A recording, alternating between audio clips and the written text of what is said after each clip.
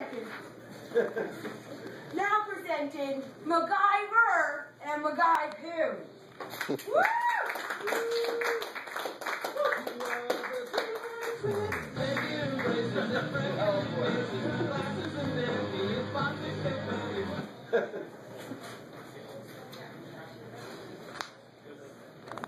Good morning, Mrs. Buchanan. I'm wearing a hat. I'm sorry. That's very unprofessional. How are you feeling today? Good, doctor. My feet are a little swollen. Well, that's to be very expected in this stage of your pregnancy. I was going over the results of your last ultrasound test, and, Is everything all right with my baby? I'd like to ask you a few questions about the father, if I could. Larry? Okay, doctor. Is this Larry a normal person? As normal as Larry can be. It's an odd question, doctor. Is Larry okay? Oh, yes, I think so. I'm a baby doctor, not a people doctor. But what I'm wondering, Mr. Buchanan, is does Larry have a noticeable waddle when he walks? Does he wear a tuxedo more than the average person, say? I don't know, instead of ordering fish at a nice fancy restaurant, does he prefer to catch them himself, eating them whole in the cold, frigid waters off Antarctica? No. No, doctor. What are you getting at? There's no easy way to say this, Mrs. Buchanan, but it looks as if your baby is going to be a penguin. A penguin? Yes, a penguin. It's a little fuzzy as to what type of penguin from the ultrasound, but if you look here, it's all there. Classic penguin signs, flippers, sharp beak, webbed feet. There you go. How is it possible for two normal people to give birth to a penguin baby instead of a baby? See, that is a good question. See, Mrs. Buchanan, all life on our planet as we know it is made of something we like to call DNA. I know how DNA works. I've seen Jurassic Park. Okay, then quite simply, it was just random chance. Random chromosomes smashing into each other. You expect me to believe that I'm giving birth to a penguin by random chance? No. That'll make this second theory much more plausible to you. See, while I was thumbing through an old medical textbook, I found reference to an ancient prophecy. A prophecy in a medical textbook? It happens more than the Surgeon General would care to let on. But this particular prophecy told of a woman who would one day give birth to a penguin. That's it? Does it need to be more? Mr. Buchanan, have you even watched the news recently? Human-penguin relations are at an all-time low.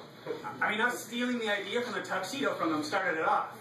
But when we dubbed over the original Penguin in March of the Penguins with Morgan Freeman, that was the last straw. But time is running out. We're at each other's throat, and this baby could be the cure. I don't want my baby to be some sort of penguin messiah. I mean, maybe a slight disability for sympathy. But a whole other species altogether? Oh, I can't bear to be called an interspecies hussy. There, Mrs. Buchanan. I think you'll be pleasantly surprised on just how progressive the average person is. For example, did you know that very few people still use the word hussy? How is my baby supposed to lead a normal life? Well, there are people out there who'll be very supportive of you and your baby. The only problem is that these people are also penguins. So I'm supposed to move to Antarctica? You know, that is a very closed-minded attitude, Mrs. Buchanan. Many species of penguin make their homes on some very comfortable islands in the Pacific and Indian Oceans. That way, the only thing you would have to look out for is the woman who gave birth to a leopard seal.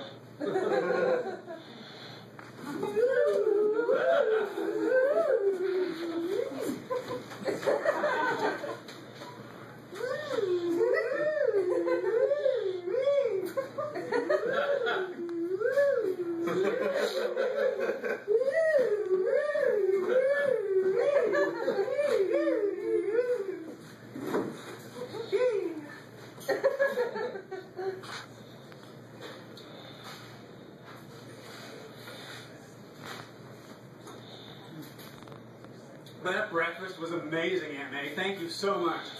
But I kind of promised Doc Connors that I would help him with an experiment down at the lab, so... Oh, thank you, Peter. You're so kind. You know, Peter, I couldn't help but noticing a picture you took me at the front page of the Bugle. Spider-Man fighting that hobgoblin fellow. Don't worry, Aunt May. I was using my new telephoto lens. I wasn't anywhere close. It's a very good photo, Peter. Thank you, Aunt May. Very good indeed. Uh-oh. My spider sense is tingling. Something's not quite right here. You know, I had a dream about Spider-Man the other night, Peter. Needs that can only be met while the feeling of that cold webbing is around your wrists as you beg for him to take you. Enough! Aunt May! Spider-Man is a hero and he deserves the respect of one. Well, he's out there every day fighting crime and Looking sexy. No, and righting wrongs. You'll understand when you're older, Peter. Sometimes there are things that can only be done while riding a man in a spider suit.